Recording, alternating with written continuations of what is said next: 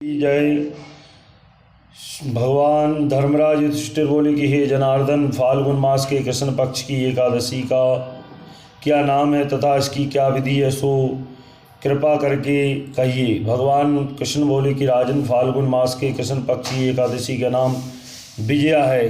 इसके व्रत के प्रभाव से मनुष्य को विजय की प्राप्ति होती है। इस विजया एकादशी के महत्व के श्रवण व पठन से समस्त पाप नष्ट हो जाते हैं।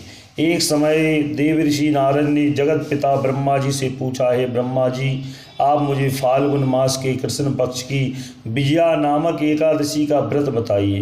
ब्रह्मा जी बोले, हे नारद, विजया एकादशी का व्रत प्राचीन तथा नए पापों को नष्ट करने वाला है। इस विजया एकादशी की विधि मैंने आज तक किसी के सामने नहीं कही है। यह समस्त मनुष्यों को विजय प्राप्त कराने वाला है। त्रेता युग में मर्यादा पुरुषोत्तम श्री रामचंद्र जी जब 14 वर्ष के लिए वनवास को गए, तब वहाँ श्री लक्ष्मण जी माता जानकी सहित पंचवटी पर निवास करने लगे। उस जगह महापापी रावण ने सीता जी का हरण किया।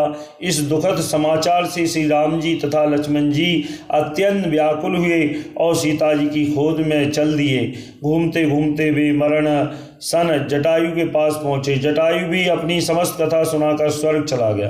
कुछ आगे चलकर उनको सुग्रीव के साथ मित्रता हो गई और बाली का वध किया। हनुमान जी ने लंका में जाकर सीता जी का पता लगाया और सीता जी ने श्री रामचंद्र जी तथा सुग्रीव की मित्रता का वर्णन किया। वहाँ से लौटकर हनुमान जी श्री रामचंद्र जी के पास आए और समाचार कहा। श्री रामचंद्र जी ने सुग्रीव की संपत्ति लेकर वानरों वालों को सेना सहित लंका को प्रवेश किया। जब श्री राम जी समुद्र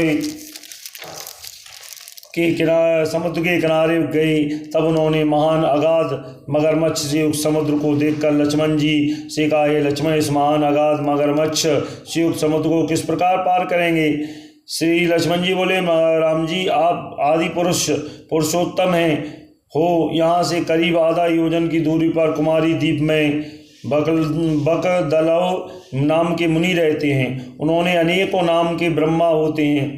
आप उनके पास जाकर उसका उपाय पूछिए। लक्ष्मण जी के वचनों को सुनकर राम जी दलव ऋषि के पास गए और उनको प्रणाम करके बैठ गए। मुनि ने भी उनको मनुष्य का रूप धारण किए हुए पुरुषों को पुरुषोत्तम समझा और उनसे पूछा, हे राम जी, आप कहाँ से पधारे हैं। राम जी बोले, हे महर्षि, मैं अपनी सेना सहित यहाँ आया हूँ और राक्षसों को जीतने लंका जा रहा हूँ। आप कृपा करके समुद्र को पार करने का उपाय बताएं, इसी के लिए मैं आपके पास आया हूँ। वकदलव ऋषि बोले कि हे राम जी, मैं आपको एक उत्तम व्रत कहता हूँ। फाल्गुन मास के कृष्ण पक्ष की विजया एकादशी का व्रत करने से तुम समुद्र के अवश्य ही पार हो जाओगे और तुम्हारी विजय होगी। श्री राम जी, इस व्रत की विधि यह है कि दशमी के दिन स्वर्ण, चांदी, तांबा या मिट्टी किसी एक कलश बनावें। उस घड़े को जल से भरकर तथा उस पर पंच पल्लव रखकर वेदिका का स्थापित करें। उस कलश के नीचे सतनजा रखें और ऊपर जौ रखें। इस पर नारायण भगवान की स्वर्ण की प्रतिमा स्थापित करें।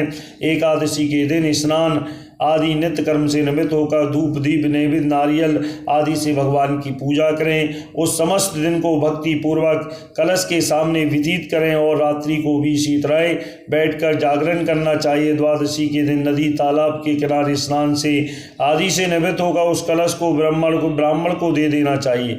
हे राम, यदि तुम इस व्रत को सेनापतियों के सहित करोगे तो अवश्य तुम्हारी विजय होगी। राम जी ने मुनि की आज्ञा अनुसार विधि पूर्वक विजया एकादशी का व्रत किया। उसके प्रभाव से दैत्यों के ऊपर विजय पाई। अतः हे राजन, जो मनुष्य इस व्रत को विधि पूर्वक करते हैं उनकी दोनों लोकों में विजय होगी। श्री ब्रह्मा जी ने नारद जी से कहा, हे पुत्र, जो इस व्रत का महत्व सुनता है उसको वाजपेयी यज्ञ के फल की प्राप्ति होती है। बोले विष्णु भगवान की जय।